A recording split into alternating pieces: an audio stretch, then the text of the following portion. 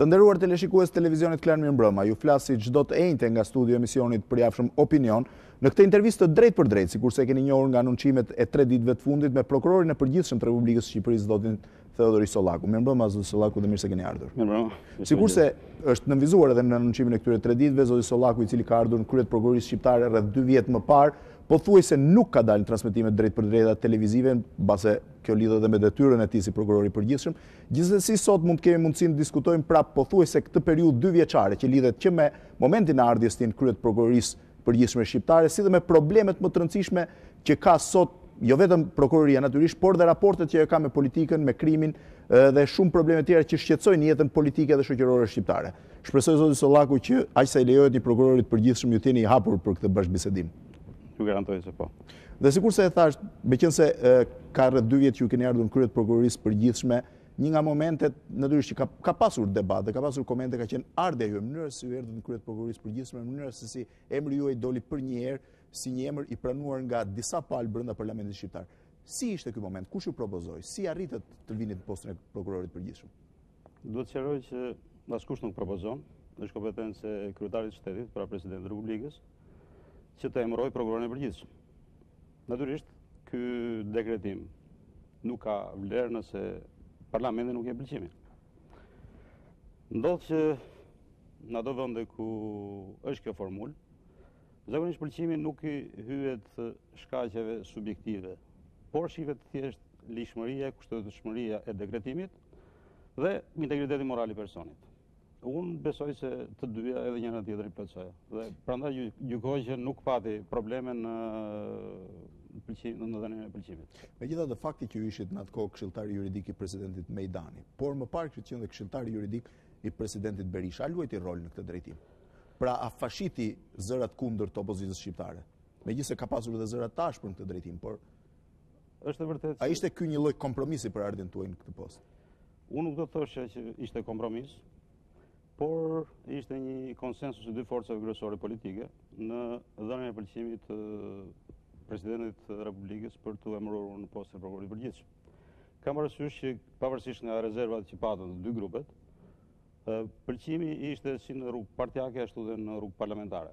Kam parasysh vendimet politike në kryesitë e partive respektive, Partisë Demokratike dhe Partisë Socialiste, ishte që unë të isha prokuror i përgjithshëm, po kështu kam parasysh edhe votimin në parlament, ku në grupet parlamentare përsëri ka vendime politike, pavarësisht nga minorancat, që të jepet shpëlqimi për emërimin e Theodhori Sollakut në postën e prokurorit përgjithshëm.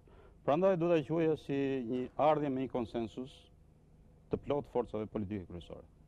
Ti kthehem edhe një herë sepse do të pyesim pas për atë që mund të quhet konsensus midis forcave politike në parlament, por ti rikthehem edhe një herë faktit, sikurse thash, ju keni punuar si me presidentin Mejdani ashtu dhe me presidentin Berisha gjatë kohës që ata kanë qenë kryetarë të shtetit. Ç'marrëdhënie keni pasur me ta? Marrëdhëniet kanë qenë marrëdhënie shef me bardhës. Kanë qenë marrëdhënie korrekte, institucionale. Unë kam pasur detyrën e këshilltarit ligjor tek dy presidentët.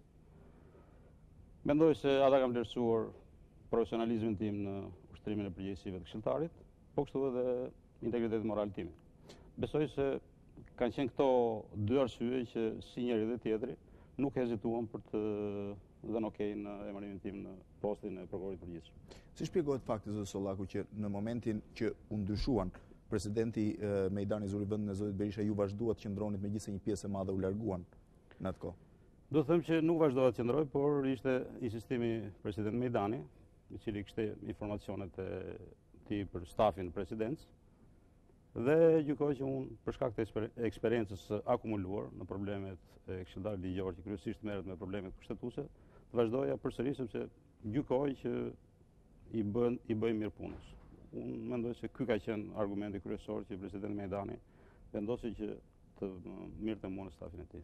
Në vitin 1996 ju keni qenë kandidat për deputet i Partisë Demokratike në zonën e Fierit, në mos gaboj. Po, është vërtet, është në vitin 1997. 97, po. Për të qenë sinqert, unë do ta vlerësoj një nder që bëhet një personi që të kandidoj në popull për të zgjedhur në forumin e lartë, siç është Kuvendi Kombëtar.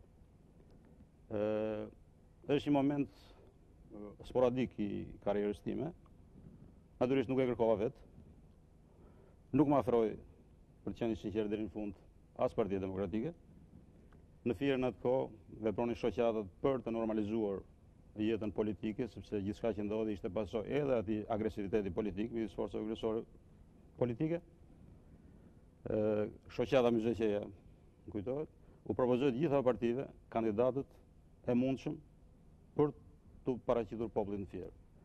Në zonën ku unë kandidova, ishte caktuar një person tjetër që kishte aktivitet politik të mëparshëm, por u gjykua që personi nuk ishte personi i duhur për të marrë votat mjaftueshme, ndërkohë më propozuan mua.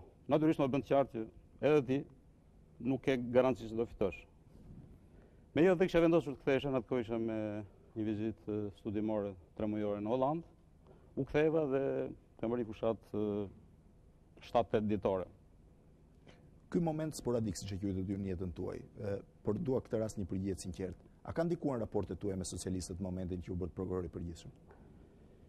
Unë mendoj që vazhdimësia me deputetët socialistë. Sigurisht, kuptova. Vazhdimësia në institucionin e presidencës, duke punuar pranë një presidenti që kishte zgjedhur socialistë, sekretari i përgjithshëm i Partisë Socialiste, krijoi bindjen që Theodhori Sollaku ishte një teknicien. Nuk ishte njëri i konsumuar në aktivitetet partijake dhe gjatë aktiviteteve si në parlament, në komisionin e ligjeve, kishin patur mundësi të njihnin njëri tjetrin. Pra, kisha njohje më parë 92-97 me parlamentarët e Partisë Demokratike, funksionin dhe detyrën e këshilltarit, më dha mundësinë të më njihnin dhe të njihja deputetët e tjerë dhe kam përshtypjen që vlerësimi ka qenë pozitiv, që u pa edhe në votimin që ata bën në momentin e dhënies pëlqimit për emërimin tim.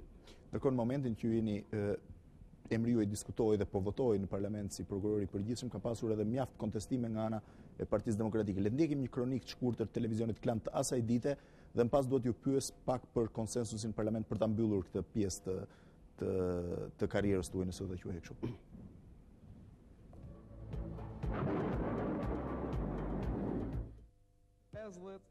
Vota.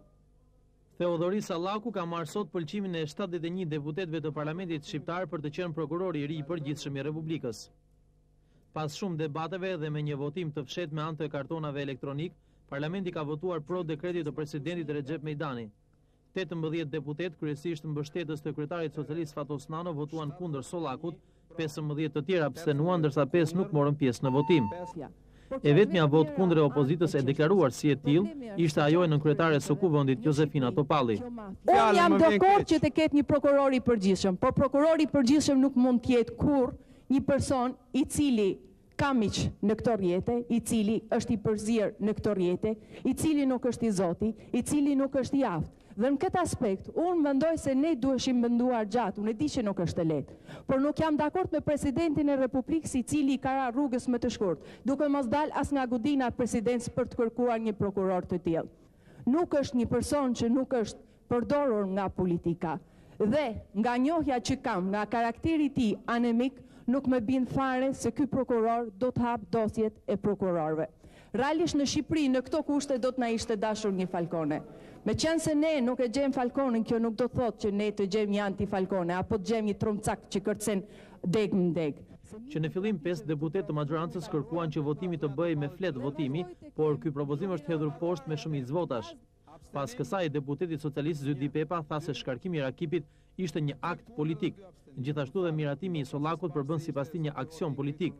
Urime klasës politike të inkriminuar deri në gryk, tha Pepa në fund të fjalës së tij. Vendimi i fundit i parlamentit pritet të pasohet dhe nga një vendim i gjykatës kushtetuese pas kërkesës së disa deputetëve të majtë si dhe pas ankimimit të vetë prokurorit, tashmë të shkarkuar Arben Rakipi.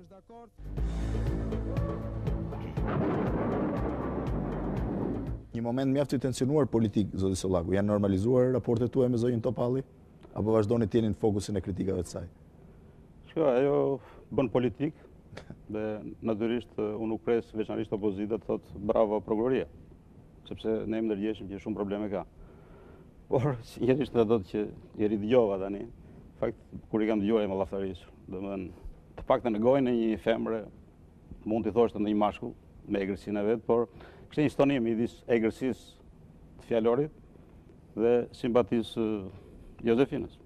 Megjithatë, fakti që ju erdhët si prokuror i përgjithshëm si pasojë e një aleance fluide për herë të parë brenda parlamentit shqiptar, kur një pjesë e opozitës, kur një pjesë e mazhorancës bashkoi votat me opozitën. A mund të thuhet që më shumë emri ju ishte një zgjedhje e momentit sesa një zgjidhje për postin? Shiko, që të emërohesh diku, duhet të jetë një vend vakant, vendi u krijuar. Së dyti duhet që personat që kanë dorë emërimin tënd duhet të jenë dakord. Do të thoshe që ti rikthehen përsëri ai ishte aleancë fluide. Këtu nuk kishim një propozim të PD-s dhe një pjesë e PS-s bashkoi votat me PD-n. Ndodhi e kundërta. Unë të paktën e kam ndjekur zhvillimin e këtij procesi në atë kohë dhe më rezulton krejt ndryshe. Rezulton që vendim politik në PD, pavarësisht nga fjalimet të tilla apo dhe disa deputetëve tjerë, vendim politik në PS. Keni parasysh që atëherë grupi jashtë quajtur Rimedës ishte në mazhorancë dhe grupi Katharsis, që kryesisht votuan kundër një pjesë e tyre apo abstenuan, ishin minorancë. Pra, unë kam parasysh vendimet politike dhe nuk mund të quaj aleancë fluide për këtë procedurë. Zoti Sollaku, si shpjegohet ju kryeministri Majko në atë kohë ka qenë kundër këtij procesi? Unë nuk e di që Majko ka qenë kundër emërimit tim. Do të them diçka që një javë para se unë të dilde emri im si prokuror i përgjithshëm, kryeministri Majko i asaj kohe më ofroi postin sekretari i përgjithshëm të qeverisë. Bile insistoi ai dhe disa antar të kabinetit që unë të isha sekretari i përgjithshëm i kabinetit Majko. Natyrisht midis dy alternativa zgjodha ofertën e presidentit Mejdani, sepse mendoja që duhet isha larg problemeve të karakterit teknik, cien e burokratik. Doja të ushtroja profesionin tim për cilin jam diplomuar. Zoti Sollaku, dihet që prokurori i përgjithshëm para se ju e zoti Rakipi u larguan në një moment që ai po trumbetonte ose të paktën publikisht kishte deklaruar një proces për hetimin e një sër funksionarëve, një sër politikanëve të rëndësishëm Partisë Socialiste të asaj kohe. Fakti që me ardhjen tuaj shumë e këto dosje u mbyllën ose të paktën u deklaruan inekzistente, a ishte pjesë e kompromisit? Pra, a u zgjodhët ju prokuror pikërisht për të mbyllur këto dosje? Pyetje interesante, në fakt, por kam parasysh për shembull dosjen e zotit Prifti për tyr. Ja, vetëm ajo s'ke çfarë numëron tjetër. Në fakt kishte perceptime që kishte edhe dosje tjera në proces. Nëse shërbimi informativ kombëtar apo miqt për te detit gjen në celularin e një që ndiqet për organizatë kriminale, emrin apo numrin e telefonit të një politikani, nuk është mjaftueshme që prokurori thotë unë kam dosje. Vetëm kaq nuk mjafton. Dhe unë do të thosha që përdorimi i elementeve të tjera është një defekt në punën e organit prokurorisë. Prokuroria nëse ka, duhet të bëjë dosjet dhe të kërkojë heqjen e imunitetit për gjithë parlamentarët. Do thoshte u mbyll. A kishte dosje konkrete në momentin? Dosja ishte vetëm dosja e keshit. Keni parasysh në fillim të shkurtit është bërë kërkesa në parlament për heqjen e imunitetit dhe arrestimin e Dritan Priftit. Por ndërkohë para saj ishte depozituar në kuvend një kërkesë për shkarkimin e prokurorit të përgjithshëm. Do të thoshe që nëse në të ardhmen do të shihni në një kërkesë për heqja e imunitetit nga prokurori i përgjithshëm, në kohën që ati janë turur për ta shkarkuar, mos e besoni, mos e merrni seriozisht. Prokurori i përgjithshëm, nëse është prokurori i përgjithshëm, vërtet do që të luftoj krimin, të luftoj klasën politike të korruptuar, ai këtë i ka të gjitha mundësitë për ta bërë në situatë normale. Megjithatë insistoj edhe një herë, në momentin që ju hyt në zyrën e prokurorit të përgjithshëm, vetëm dosja e keshit ishte një dosje që absolutisht dhe mund të jap një detaj tjetër për dosjen e keshit. Fakti ishte një çështje që ishte prova edhe në opinion, por edhe në politikën shqiptare që unë shkova atje vërtet për të mbyllur dosjet e atyre që votuan, të thosh që ndodhi krejt e kundërt. Sa vajta thira prokurorët e çështjes. Ishin dy prokurorë dhe ata nuk dinin as ta relatonin çështjen, jo më të jepnin argumente për provat për të arrestuar Dritan Priftin. Zgjerova grupin. Kam punuar me dosje 7 vete dhe thelbi ku qëndronte. Thelbi i kësaj dosje qëndronte në faktin që përse nuk u mor parasysh një ofertë nga një firmë slovene, e cila jepte çmimin më të ulët dhe u ble me prokurim drejt për drejt nga një firma angleze. Dhe diferenca midis ofertës së ofruar nga slovenët, që është dëm ekonomike dhe këtu kishte shpërdorim të tyre. Po nuk lexoshin dy rreshta në poshtë.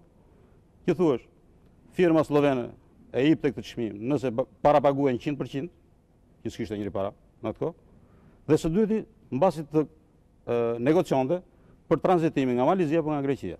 Natyrisht, me të drejtë qeveria apo keshi nuk e pranoi, sepse ishte emergjencë. Qofse do mbeteshin vetëm për këtë moment, duke bërë vetëm ca kalkulime aritmetike, se shka detyrë prokurorit. Dhe s'mund vënë njerëzit në burg kështu. Sipas asaj logjike ka qenë i përdorim politik i dosjes. Ndoshta një ngutje, do të thosha. Nuk mund të them përdorim politik, por të paktën ngutja dhe defektet profesionale ishin dukshme. Me që ju më thatë, zoti Sollaku, që kjo pak a shumë kjo situatë ishte. Ndërkohë, po ju sjell dy situata që një pjesë e cilave kanë lidhur në këtë studio. Kryeministri Nano rreth 6 muaj më parë ka deklaruar këtë studio që ai njeh një kryeministër të lidhur me krimin që ka qenë kryeministri Meta. Të nesmen kryeministri Meta ju përgjigj që i vetmi kriminal me të cilin unë kam bashkëpunuar ka qenë kryeministri Nano. A keni hetuar ju mbi këto akuza konkrete? Jo vetëm kaq, por kam dëgjuar shumë tjera. Pa drin. Po, pa llogaritur po.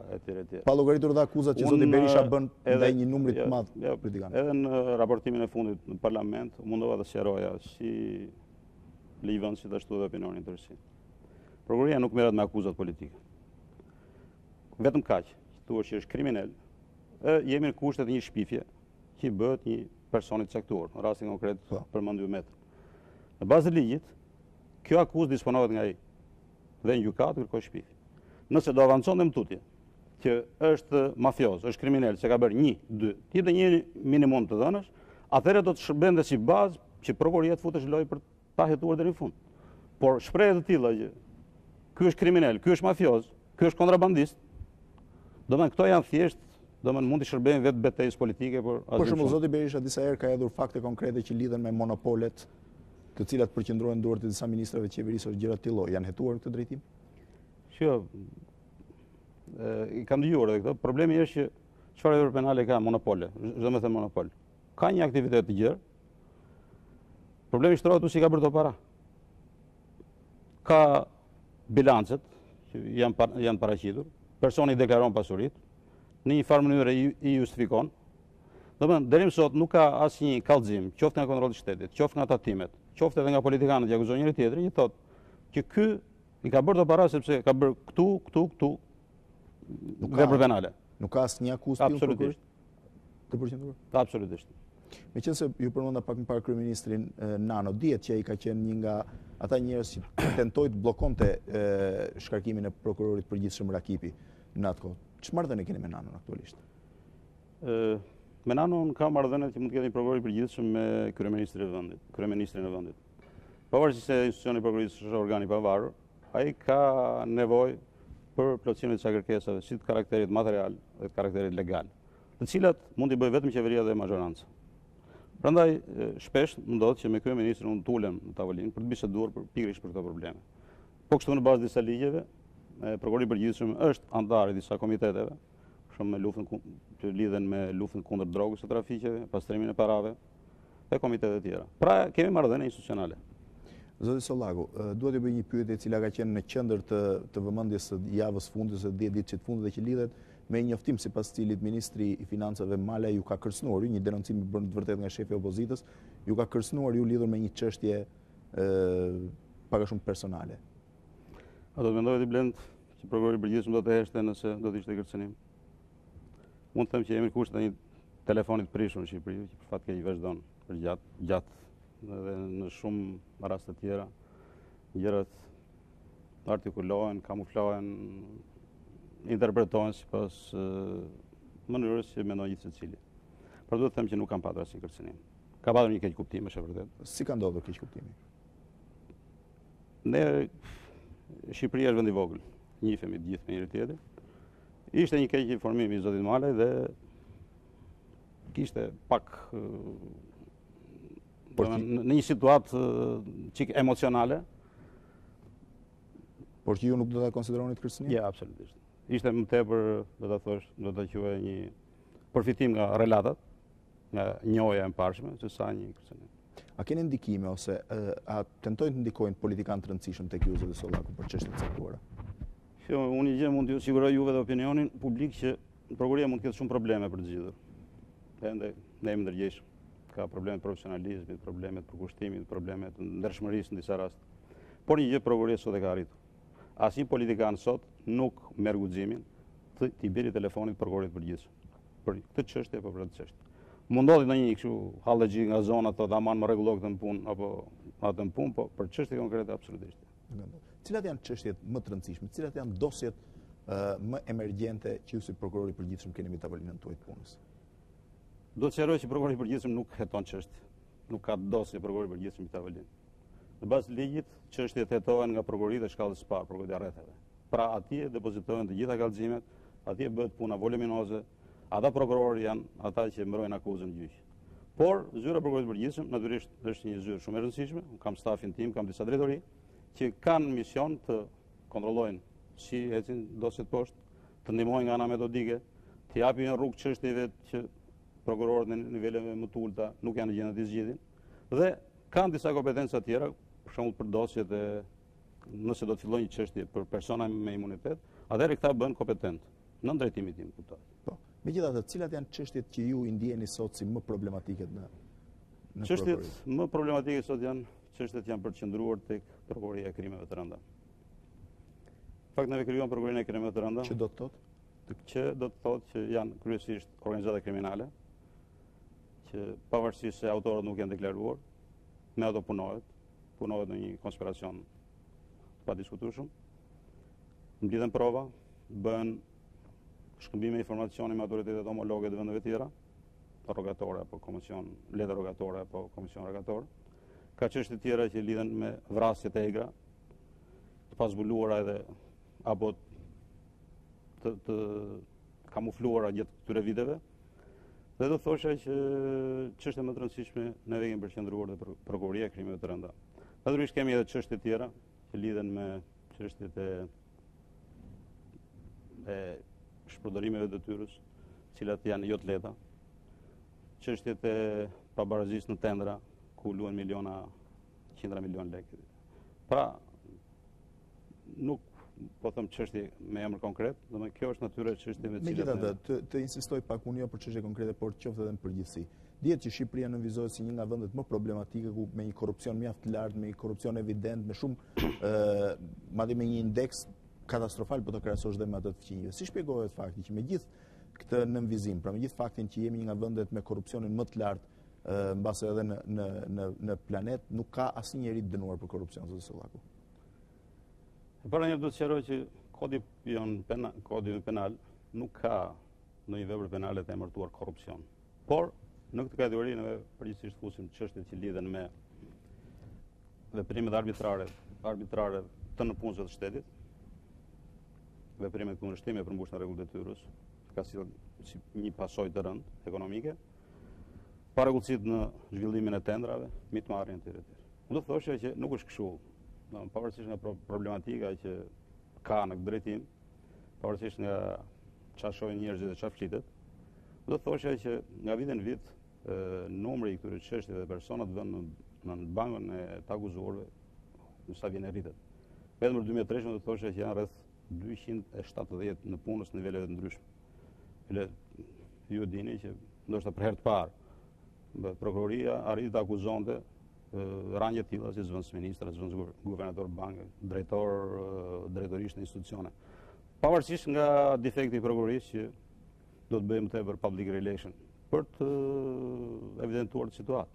Por megjithatë, jo se neve i kemi fshehur gjërat, pa diskutim që shumë gjëra merren vesh nga gazetarët, por kam përshtypjen që edhe interesi për t'i trajtuar dhe për t'i publikuar nga vetë media duket se është pak i zbet. Po për shembull, zoti Sollaku, le të përqendrohemi te një çështje konkrete. Pak ditë më parë një nga kolegët e mi, gazetari Artur Çani, denoncoi një dosje që lidhej me kambizmin në Alp Telekom, që ishte një humbje të paktën sipas denoncimit publik bërë në televizion për rreth $7 milion. Ka hetuar prokuroria në këtë drejtim? Unë do të thoshja që shumica e materialeve e Arturi, pavarësisht se unë kam respekt për të dhe ka hetuar vetë edhe ai, janë materiale në dosjen e prokurorisë tashmë është gjykat. Domethënë neve për atë çështje, mbi bazën e kallëzimit të kontrollit të lartë të shtetit, kemi akuzuar një nga pjesëtarët e drejtorisë Alp Telekomit dhe shefin e financës, të cilët janë të pandehur edhe një çështje tjetër, duhet ta keni dëgjuar çështjen e kabllove para 3 vjetëve. Po. Pra, detyra e prokurorisë ka qenë të provojë akuzën ndaj këtyre personave. Dhe ne këtë e kemi bërë. Akuza është vetëm ndaj këtyre personave apo edhe ndaj drejtuesve të Telekomit të kohës? Drejtuesi i Telekomit të kohës që merret me çështjet administrative financiare ka qenë zëvendës drejtori. Natyrisht ne nuk kemi hezituar sepse kemi ndjekur edhe shqetësimet e mediave të diskutimet e mëdha që janë bërë, por përderisa nuk ka një firmë, një person, sa do i lartë, nuk ka një implikim nga tjerët, atëherë sado të përfolet prokuroria nuk mund të eci me këto. Megjithatë është një humbje për $7 milion realisht?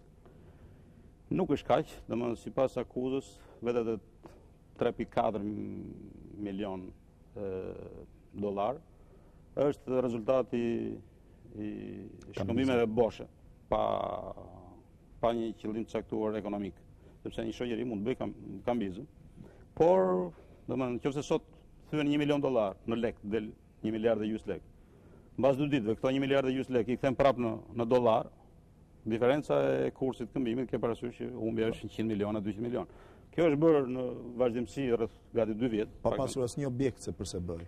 Sipas kontrollit të shtetit që ne konfirmuam edhe në hetim, verifikuam edhe pretendimet e palës që akuzojnë, i cilën rëndon akuza, ne provuam gjë të tillë. Pavarësisht nga pretendimet e tyre që kemi paguar kaq tatime të rrethë. Gjithsesi çështja tashmë është në gjyq, po janë bërë disa seanca dhe besoj se gjykata do të jetë objektive në verdikt.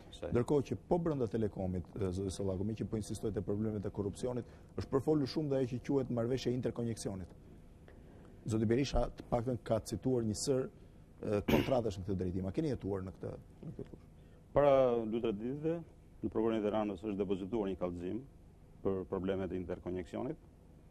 Para se të vijë këtu sepse mendoja që mund më bëhet këtë pyetje, jova një sy materialit kallëzues dhe pretendimet të personave që akuzohen. Thashë jemi në fazën e parë, por me thënë drejtën, kallëzimi lë shumë për dëshiruar. Që do të thotë? Që do të thotë, kallëzohet pse parlamenti në thelb është ky. Parlamenti ka miratuar një kontratë të shitjes AMC-s, ku është dhe kushti i interkoneksionit. Pa argumenta. Ndoshta hetimi mund të nxjerrë në një vepër penale, por për çfarë është kallëzuar, do të po të lexosh kallëzimin e kontrollit të shtetit dhe objeksionet e personave të akuzuar janë shumë herë më bindëse, më të argumentuara këto se sa kallëzimi.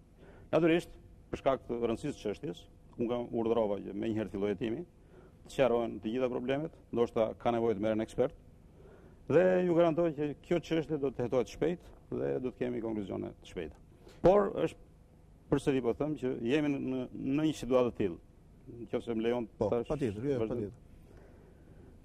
Para se të privatizohesh AMC-ja, kishte një marrëveshje interkoneksioni midis AMC-s shtetërore, që ishte shtetërore aty, dhe Al Telekomit. Raportet më duket ishin 65 me 35. Kur doli në shitje, fitoi Kozmo te kompania greke. Para se të nënshkruaj kontrata, që ata vendosin përfundimisht ta blinin, $85 milion, kanë insistuar që kjo marrëveshje nuk mund të shkojë më, sepse nuk e ke në asnjë vend të Europës.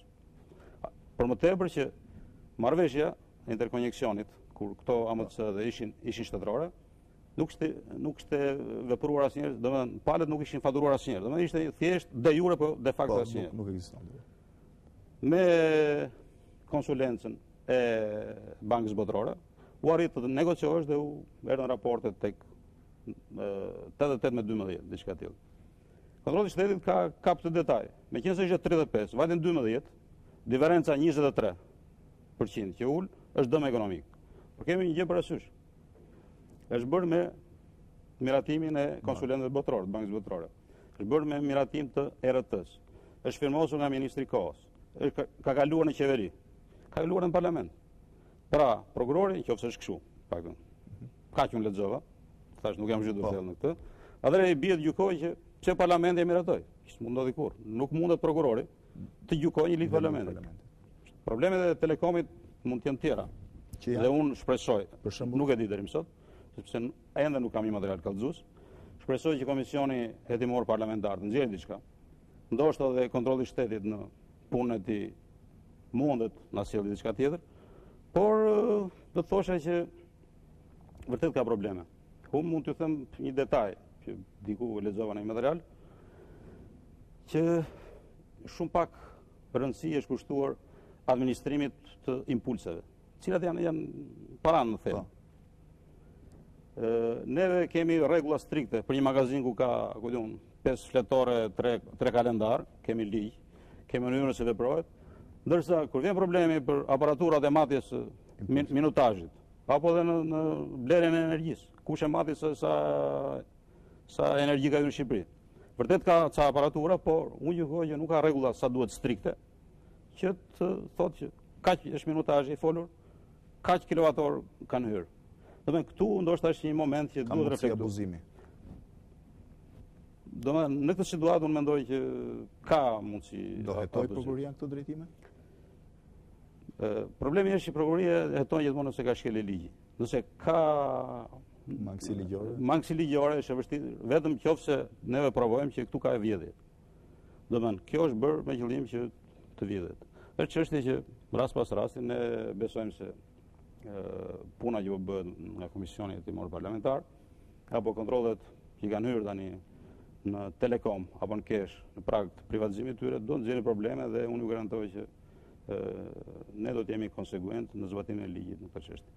Atëherë, meqenëse ju më thatë që kryesisht kanë qenë bosh, pra nuk kanë britur në prokurori denoncime të politikanëve me raste konkrete, po ju sjell në vëmendjen tuaj një deklarim të ish kryetarit të Komisionit Parlamentar për hetimin e Bashkisë dhe Ministrisë Kulturës, zotit Oldashi. Le ta ndjekim dhe më pas do t'ju pyes edhe për këtë dosje.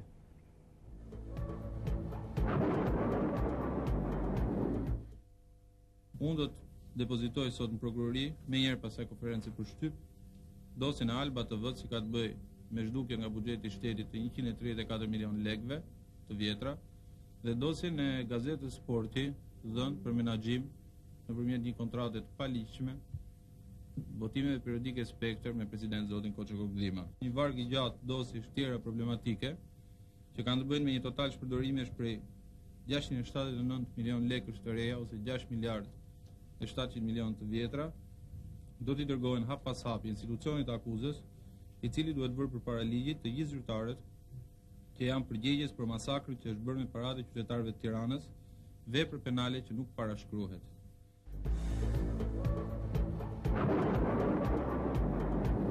Besoj që ishte mjaft konkrete zoti Sollaku, 2 dosje në prokurori dhe një rresht shumë i gjatë dosjesh tjera që priteshin të mbrinin. Në fakt, komisionet hetimore parlamentare do të mi edhe shumë të rëndësishme për të bërë transparencën e shumë çështjeve të diskutueshme dhe që kanë interes opinioni publik. Natyrisht në çdo rast çështjet shkojnë në prokurori, sepse nuk është ky qëllimi i final i këtyre komisioneve hetimore parlamentare. Megjithatë kur ka bazë, komisionet kanë të drejtën dhe detyrimin që t'i çojnë në prokurori. Lidhur me punën e komisionit hetimor që lidhet me Bashkinë e Tiranës, janë bërë 2 apo 3 kallëzime në prokurorinë e Tiranës. 2 prej tyre, nga informacionet që kam, nuk janë filluar, sepse janë konsideruar shkeljet janë të natyrës administrative dhe për këtë është njoftuar kallëzuesi. Unë nuk kam ndonjë ankesë apo në gjykat nuk është bërë ndonjë ankesë për këto 2 çështje dhe në parim duhet prezumuar se janë zgjidhur drejt. Përderisa nuk ka një ankesë. Gjithsesi, nëse ka diçka që nuk shkon, ka ndonjë pretendim, unë si prokuror i përgjithshëm me stafin tim, jemi të gatshëm të rishikoj, ti ballafaqem me një. Por përderisa vendimet janë marrë, janë komunikuar dhe nuk ka kontestim, unë do të thoshe që prezumohet që zgjidhja dhe nga prokurorët është e drejtë.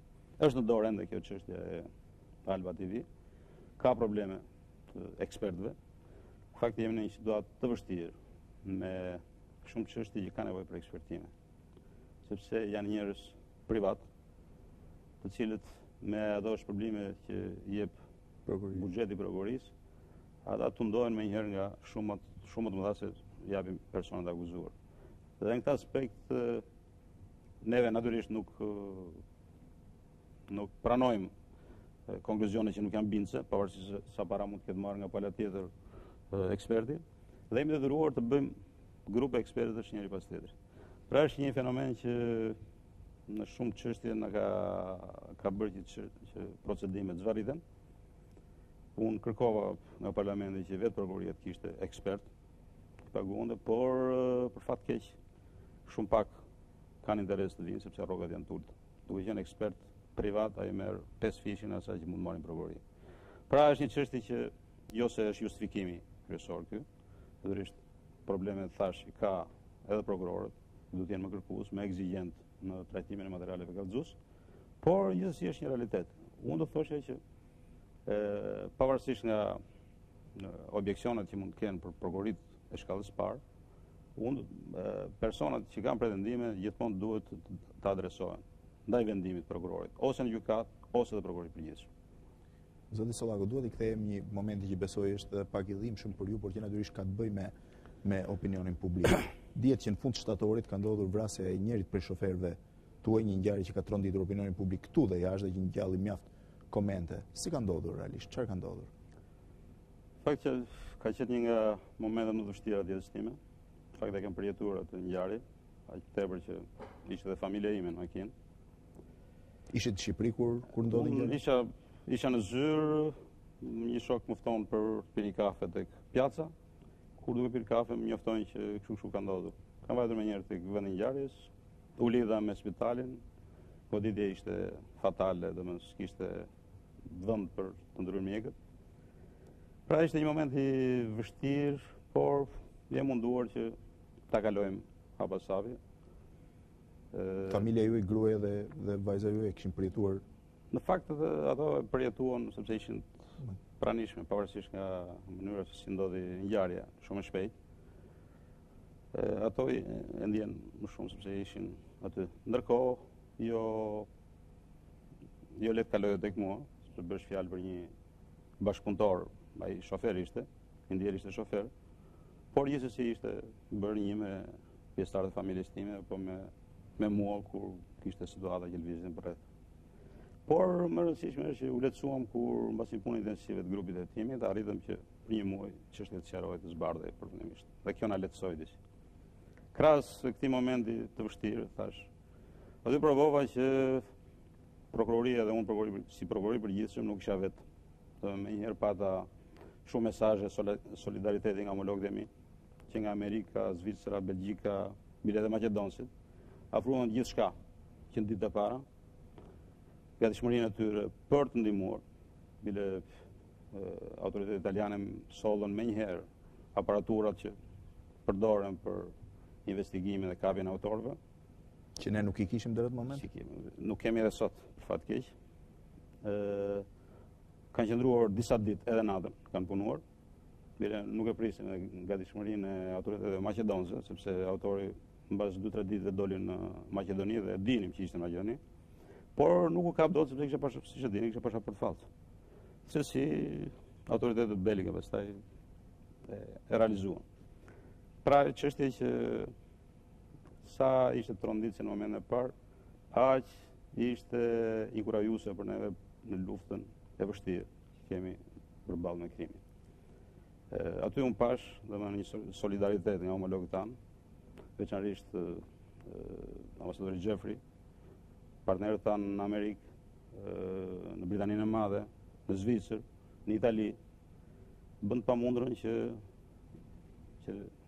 çështja të sqarohej. Zoti Sollaku, ka shtypi shkruajti që kjo vrasje ishte edhe një lloj paralajmërimi për ju. Kjo nuk do të shprehem në këtë moment sepse çështja ende nuk është konkluduar, është në hetim, por asgjë nuk përshton. Duhet të bëj një pyetje, a u trembët më së vrasje ju personalisht? Kjo gjë mund t'ju them, domethënë, thuaç që jam trim i madh, është budallik, domethënë, ai që thotë i shpreh tillë. Por një gjë e kam qartë dhe jam, domethënë, s'kam frikë nga asgjë dhe nga askush, veçanërisht në këtë moment që kam marrë përgjegjësi shumë të rëndësishme. Ndërkohë tha që më njëherë mbas këtij atentati masat e sigurisë ndaj jush ishin shumë herë më të përforcuara, shumë herë më evidente. Në të vërtetë ç'masa sigurie keni? Masat e sigurisë janë masat që i takojnë prokurorit përgjithshëm. Nuk janë përforcuar mbas këtij? Ka përmirësime në masat e sigurisë. Por janë masa që i kanë homologët tanë jashtë. Neve shpesh vemi në Bari apo në Lecce dhe shikosh prokurorët e thjeshtë kanë makinat blinduara një para një pas. Dhe nuk është se kanë çështje më të vështira se tek neve. Po familja juaj vazhdon të jetë në masat përforcuara sigurie? Edhe familja ime natyrisht ka, sipas rregullave që ka ligji për ruajtjen e personaliteteve, ekzona drejt mbrojtje. A ndjeni në siklet, flas familjarisht në këto masa, zoti Sollaku, e kufizojnë jetën tuaj private? Në fakt, është kjo anë negative e këtij profesioni. Siç e dini, unë kam ardhur në profesion këshilltar ligjor në presidencë 10 vjet. Dhe kishit nevojë për bodyguard. Për bodyguard dhe ishim në një situatë të qetë. Shifje kushtetutën, shifje legjislacionin, bëje memot ndaj shefit. Kaq ishte. Problemi është tani që do të përgjigjesh për luftën kundër krimit. Do të përgjigjesh ti kur punën e bëjnë të tjerët. Thash prokurori i përgjithshëm nuk heton drejt për drejti, por ai duhet që të vërin eficiencë strukturë që paguon shteti, që nga tropoja deri në Saran. A keni parasur këto 2 vjet kërcënime direkte për punën tuaj? Absolutisht. Jo. Atëherë le të ndjekim një spot shkurtër publicitar të kompanisë Vodafone, që është dhe sponsor i zyrtari i emisionit Opinion, dhe rikthehemi përsëri në këtë intervistë të drejt për drejt me prokurorin e përgjithshëm, zotin Theodhori Sollaku. Pra jemi rikthyer përsëri në transmetim të drejt për drejt në këtë intervistë me prokurorin e përgjithshëm Shqipëri, zotin Theodhori Sollaku, në cilën po diskutohet për disa nga problemet më të rëndësishme me të cilat përballet prokuroria shqiptare, si natyrisht edhe me problemet e krimit të organizuar dhe lidhjet e këtij krimi me politikën, pjesë për cilën do të diskutojmë pikërisht tani.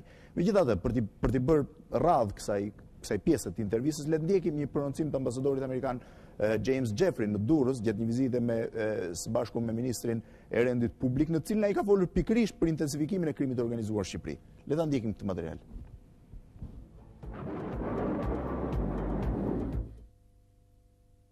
Kriminalët mund të gjejnë mënyra për të arritur qëllimin, nëse forcat e policisë nuk janë inteligjente, të ndershme dhe të motivuara sa duhet për t'i dhënë fund korrupsionit, që siç e kemi thënë dhe më parë, po shkatron vendin tuaj.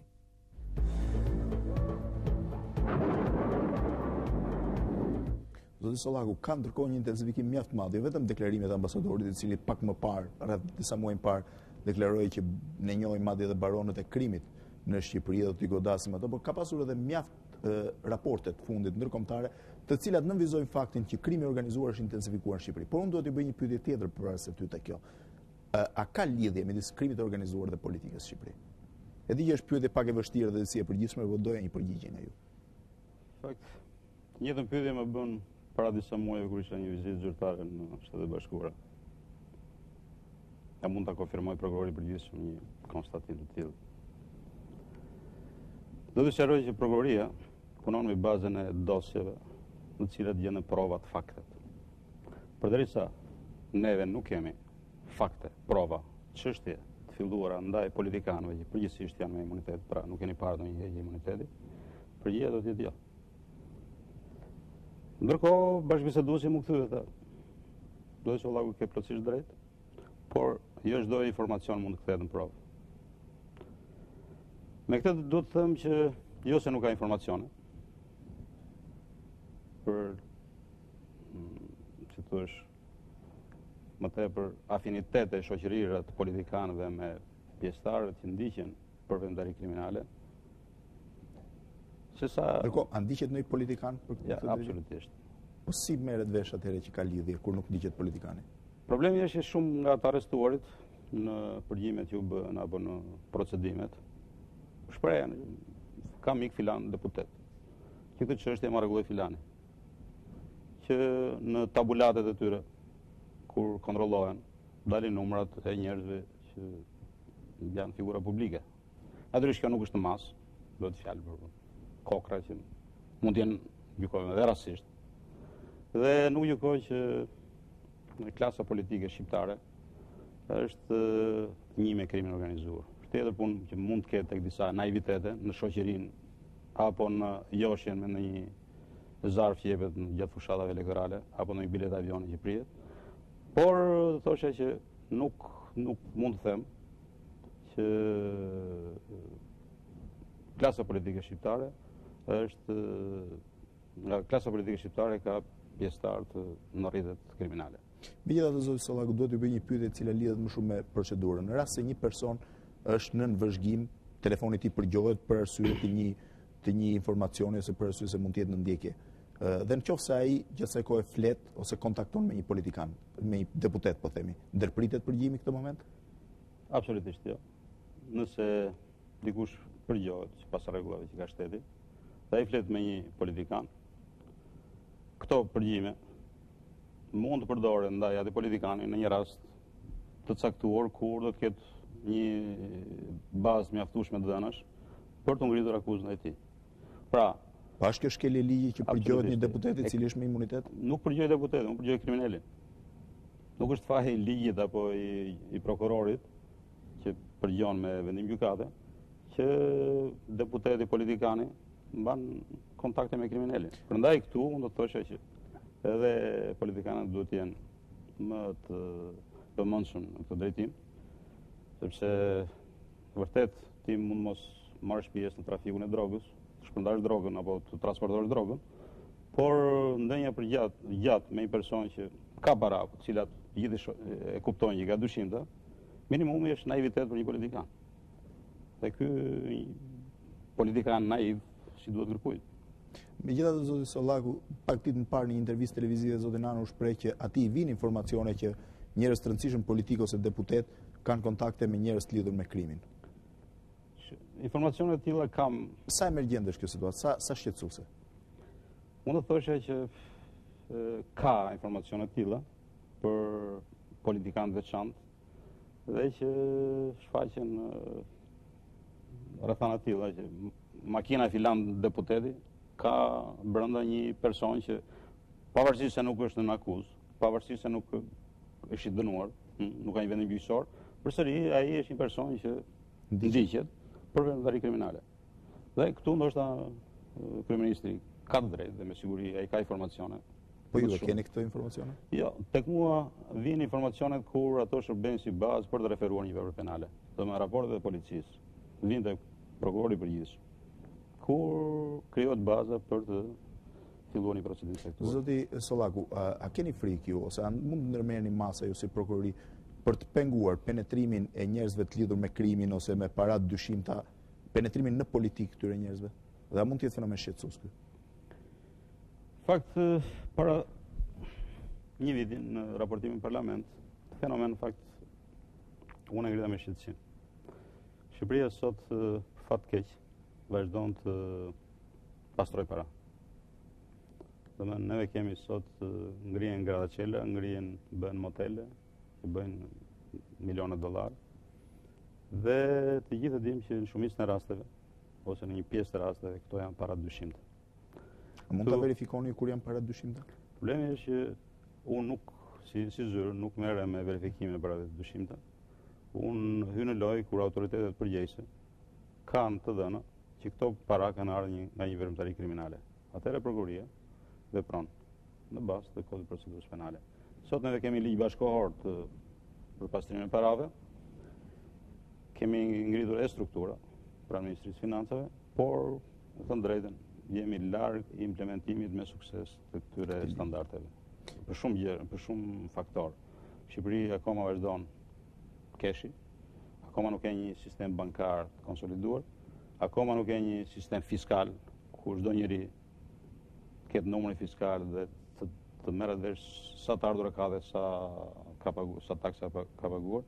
Dhe në këto kushte kemi një situatë pak kaotike që jep lë shteg edhe për pjesëtarët e organizatave kriminale që parat adat mund t'i pastrojnë duke bërë investime.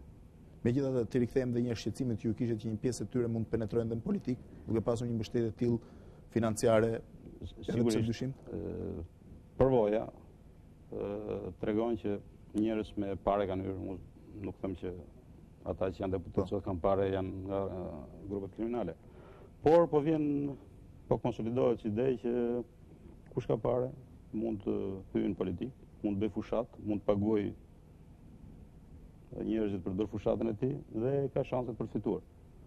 Dhe kjo është për mua është një situatë nëse do të lihet vazhdoj që çdo njeri që ka parë të pakontrolluara, parë të dyshimta, të mund të hyjë në politikë, atëherë kjo do jetë një katastrofë për të ardhmen e vendit. Si mund të frenohet ky fenomen? Kemi sugjeruar edhe si zyrë që është domosdoshme që urgjentisht shteti duhet të meratoj ligjin antimafia.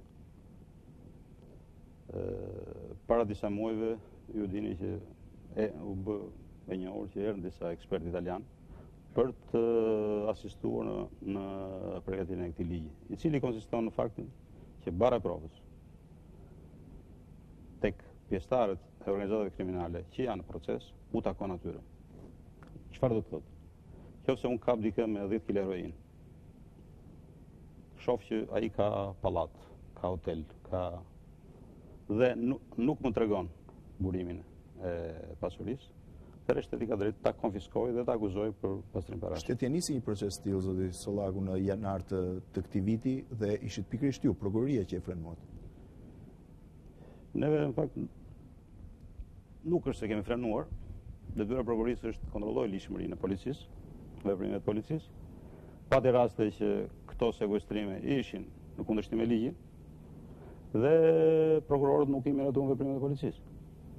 Pikërisht ishte ky reagimi jon që detyroi qeverinë dhe Ministrinë e Drejtësisë që të shpejtonte hapat për përgatitjen e draftit të ligjit antimafia. Dhe unë shpresoj që me punën që po bën Ministri Xhafa me stafin e tij, shumë shpejt disa nga parimet e ligjit antimafia mund të aplikohen edhe në Shqipëri. Megjithatë, zoti Sollaku, do doja të pyesja nga analiza që ju bëni. Ku janë fushat ku investohen më shumë parat e pa deklaruar, parat e dyshimta ose parat që vinë nga aktiviteti kriminal në Shqipëri? Është fusha ndërtimit, e pa diskutueshme. Informacione ka për sigurinë e sigurimeve. Kryesisht këto janë dy fushat më të fuqishme, ku ka të dhëna që individët pastrojnë para. Zoti Sollaku, sa e fortë është mafia shqiptare sot në Europë? Ka një shqetësim në rritje, sidomos britanikëve dhe francezëve, madje në Francë ka pasur debotime në këtë drejtim që mafia shqiptare është në ekspansion në Europën perëndimore. Sa realist është ky alarm?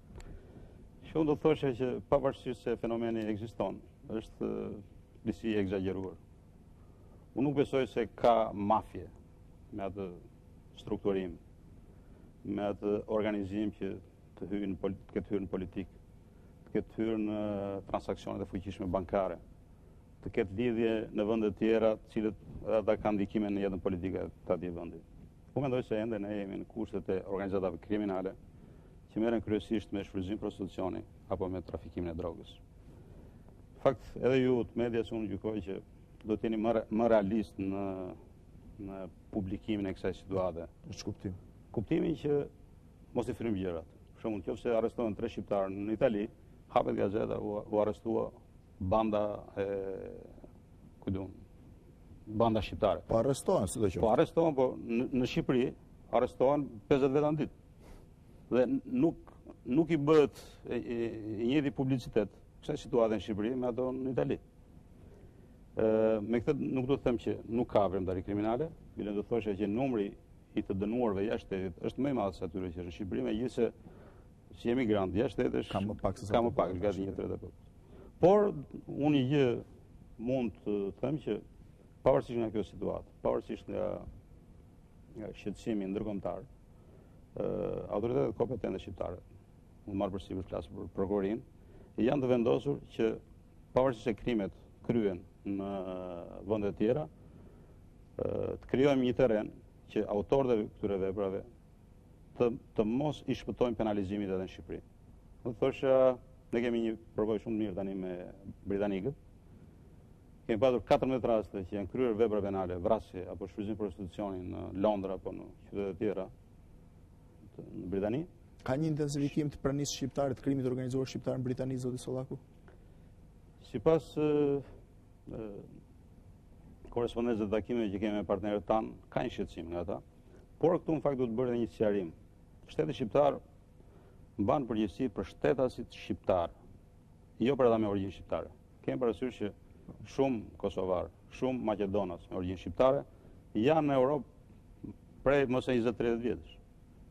Pra, kur flitet krimi organizuar shqiptar, kemi parasysh që ne marrim edhe koston e këtij kontingenti që në thelb neve nuk kemi përgjegjësi për ata.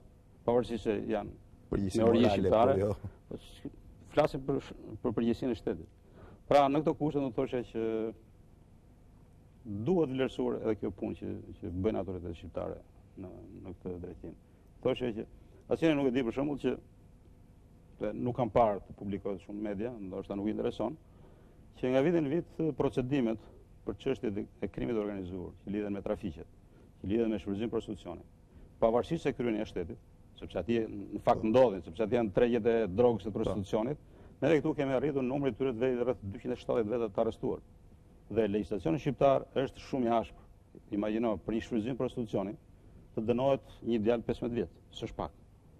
Në një pjesë të këtyre rasteve ndodhet që çifti për shkak të kushteve të vështira ekonomike ikën me dëshirë. Dhe mbasi prostituon 2 vjet, e shef që nuk ndahen mirë të ardhurat dhe fillon sherrri. Do të iki, nuk e le tutari. Atëherë në këtë momente kur femra bëhet sklave, atëherë ne ndryhim. Në këtë situatë ne kemi pasur raste që kemi dënuar 12-15 vjet, s'është pak. Ndërkohë, dhe unë do thoshe që në këtë situatë, sulmi apo shqetësimit komunitetit ndërkombëtar për krimin organizuar, është mirë që neve të marrim disa hapa konkret. Për shembull, në kuadrin e marrëveshjeve të ekstradimeve. E dim të gjithë që tregjet janë në Europë. Pra, veprat penale atje konsumohen, si droga, shitja e drogës, ashtu dhe ushtrimi i prostitucionit. Ndërkohë, tutorët për të shpëtuar ndjekjet vinë në Shqipëri. Atëherë mundet, është e mundshme, që me këto shtete, qeveria jonë, diplomacia jonë, të negociojë për të bërë marrëveshje dypalçe për ekstradimin. Kuptohet në kushte rreptësisht kontrolluara me qëllimin të shmangim çdo diskriminim të shtetit shqiptar. Pra, edhe kjo është një mënyrë, një rrugë për t'i treguar vullnet Europës që neve jemi të vendosur për luftuar krimin organizuar, veçanërisht ato që lidhen me trafiqet apo me trafiqet e qenieve njerëzore apo të narkotikëve.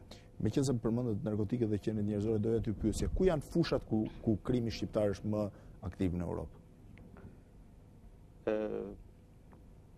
Kryesisht është në shfrytëzimin e prostitucionit. Domethënë shumica e shqiptarëve kanë filluar aktivitetet e tyre kriminale për të bërë para me shfrytëzimin e prostitutave. Kryesisht Moldave, por edhe nga Shqipëria, apo nga Rumania, apo nga... Pra bëhet fjalë për prostituta që i takojnë dhe komsive të tjera, jo thjesht shqiptare? Sigurisht. Dhe së dyti, ata që janë fuqizuar, kanë fituar para nga aktivitetet kriminale të shfrytëzimit prostitucionit, këto para i kanë derivuar pastaj në aktivitetet e drogës. Sot kemi informacione nga homologët tonë tan italian, që kanë filluar shqiptarët të arrin deri aty sa të shkëmbejnë heroinë me kokainë. Sepse keni parasysh kokaina ka një vlerë më të madhe, është më e preferueshme në elitën e njerëzve që kanë para, pra të njerëzve që kanë para, dhe do të them që ka njerëz që kanë filluar të forcohen. Natyrisht këtu neve kemi disa detyra si shtet, si prokurori, si pjesë e këtij shteti. E para ata që ndodhen në Shqipëri që shmangin drejtësisë, ne vetë i procedojmë këtu dhe të operojmë shpejt me komision rogator apo me letër porosie për të provuar veprimtarinë kriminale. Së dyti, për të qenë të gatshëm për të ofruar çdo lloj informacioni homologëve tanë në kuadrin e detyrimeve që kemi edhe nga konventat e Këshillit të Evropës. Cilat janë shtetet ku shqiptarët janë më aktiv në krimin organizuar, shtetet e perëndimit? Flas të BE-s ose më tej. Kryesisht janë Britania e Madhe, janë Belgjik, janë Itali, Zvicër, në këto 3-4 shtete. Ndihet sepse shohim dhe nga interesi që kanë homologët tanë në shkëmbimin e informacioneve dhe në interesi që kanë për të kompletuar dosjet që kanë në ngarkim tyre. Ky aktiviteti këtyre organizata kriminale në perëndim, a ka para që i sjell dhe i depoziton në Shqipëri? Zoti Sollaku? Sigurisht që gjithë këto investime, një pjesë tyre janë bërë edhe nga këto para, padyshim. A keni një kalkulim ju për ditur se sa janë parat e pëjqyt pista ose dyshimta që hynë në Shqipëri në vit, që vinë si pasojë e aktiviteteve kriminale?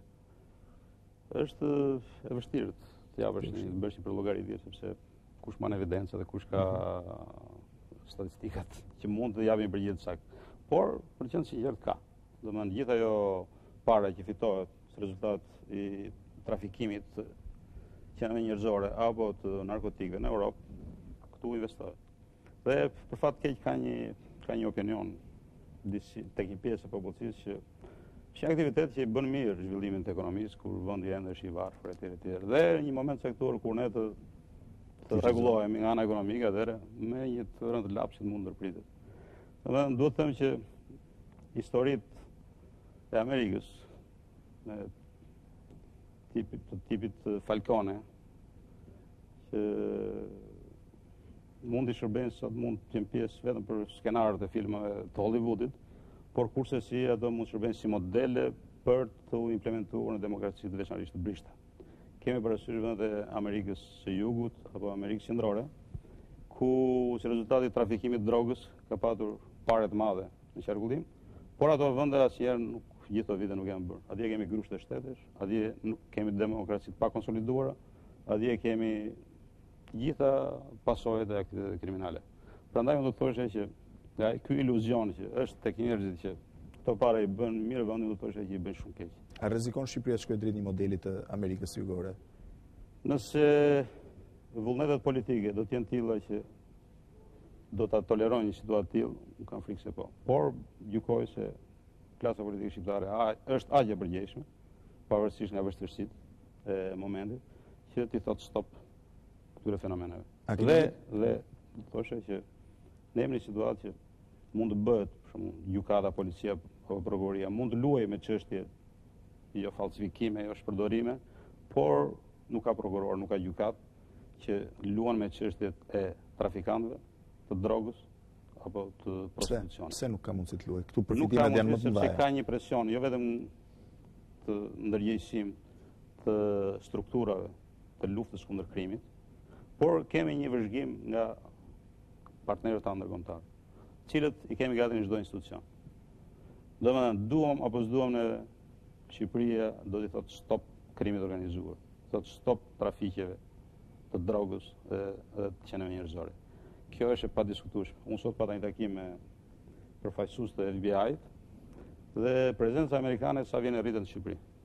Domethënë, eksperienca e FBI-t do implementohet në Shqipëri jo vetëm thjesht me dhënien leksioneve, siç ka qenë deri më sot, apo dhënie idesh si do bëhen strukturat, por do jenë pjesë e strukturave operacionale.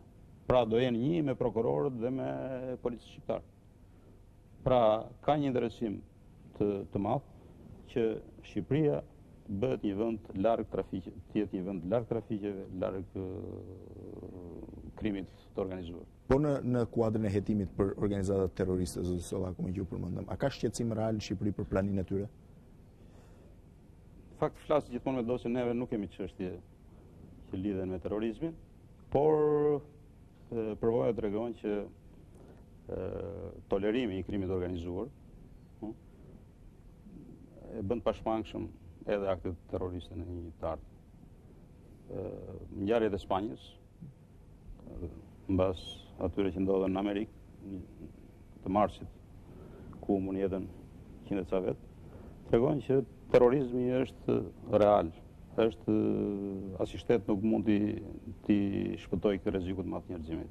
Prandaj çdo shtet, pavarësisht se nuk ka simptoma në dukje të terrorizmit, ai duhet presë rrënjët që pjellin këtë terrorizëm. Veçanërisht krimi organizuar është burim i akteve terroriste. Atëherë kam dy pyetje të fundit, zoti Sollaku. Pak ditë më parë një nga ish funksionarët më të lartë të policisë së shtetit, zoti Pirindreu, deklaroi që ai është në ndjekje të personave që i njeh, natyrisht bënte fjalë për persona të shërbimeve informative ose të Ministrisë së Rendit, sikurse edhe disa funksionarë tjerë të policisë. A ka mandat nga prokuroria për këtë ndjekje? Kam ndjekur debatin midis Ministrisë së Rendit edhe personave të pezulluar apo të shkarkuar, veçanërisht të Ndreut. Ka një hetim të hapur në Gjirokastër lidhur me një situatë shqetësuese. Prokuroria e Gjirokastër thotë që nuk ka ndjekje penale ndaj zotit. Më lind ta sqaroj. Po. Që hetohet një çështje lidhur me parregullsitë e lëshimit të rreth 300 pasaportave jashtë kritereve ligjore, ku në atë kohë drejtues ka qenë Pirindreu. Atje po hetohet dhe po shihet përgjegjësia e gjithkujt. Deri tani prokuroria me drejt thotë që nuk kemi ngritur akuzë, por çështja është në ndjekje. Domethënë askush nuk përjashton mundësinë që mbasi të bëhen hetime Pirindreu apo tjetër të vihet në akuzë, nëse dalin fakte, ashtu siç mund ndodhi tjetër që do hetohet e s'ka gjë. Pra, kam përshtypjen që luajnë më tepër me termat ndjekje penale. Ndjekja penale zhvillohet për të vërtetuar faktin kriminal sa ekziston, dhe pastaj për të konkluduar, për të individualizuar përgjegjësinë. Pra, Prokuroria e Gjirokastrës operon aktualisht në sqarimin e kësaj çështje. Fundi pastaj do nxjerrë përgjegjësitë. Ka Pierin Dreu apo s'ka? Por është e vërtetë ajo thotë prokurori që nuk ka akuzë ndaj Pierin Dreut. Ndërsa për funksionarët tjerë të policisë ka, për shembull, Prokuroria e Gjirokastrës, përsëri Gjirokastër, sa kujtoj është një qeveri grevurie që ka Dida. Kryerian Dida është vënë në akuzë për mitmarrje. Atje. Është akuzë që po hetohet? Po hetohet dhe kam përshtypjen shumë shpejt do të ketë konkluzione nga prokuroria. Si e gjykoni deklaratën e ministrit të Rendit duke u referuar burimeve amerikane që rreth 2000 oficerë të policisë janë të korruptuar në Shqipëri ose të inkriminuar? Në fakt s'duhet të bëj replik apo të analizoj deklaratat e tjerëve. Nuk e di, nga i ka informacionet, po ministri e di. Derisa e deklaron një shifër tillë, besoj duhet të ketë informacione që... A është alarmuese për ju një shifër tillë? Sigurisht. Suksesi i prokurorisë varet shumë nga niveli i policisë. Domethënë, prokuroria është e asfiksuar nëse ajo nuk ka një polici që e mbështet, nëse ajo nuk ka një polici të aftë, nëse ajo nuk ka një polici të ndershme. Dhe unë do të thosha që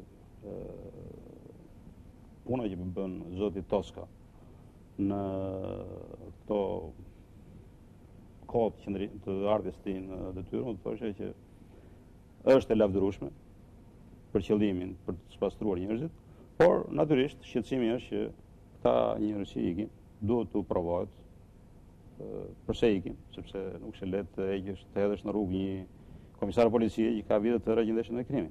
Por unë kam përshtypjen që zoti Toska shumë gjëra do të ketë provuara, do të ketë faktuara dhe do të ketë vepruar në bazë të ligjit. Dhe pyetja e fundit, 2 ditë më parë ose dje, në të vërtetë gazeta Koha Jon ka botuar një listë personash midis cilëve përfshijnë politikanë të rëndësishëm, gazetarë, pronarë të medjave, ose të cilët sipas kësaj gazete përgjohen, telefonat të cilëve përgjohen nga strukturat caktuara të shqiptar. Mund të jetë prokuroria, mund të jenë shërbimet informative. A keni dieni për këtë gjë?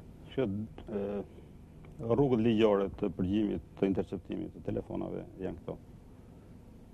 Nëse përgjon shërbimi informativ shtetëror, ne e prokurori përgjithshëm, dhe unë ju garantoj që nuk ka asnjë miratim për të përgjuar atë listë personash, mund të ketë miratime tjera, po që lidhen me vendvarin e përditshme të punës shikut.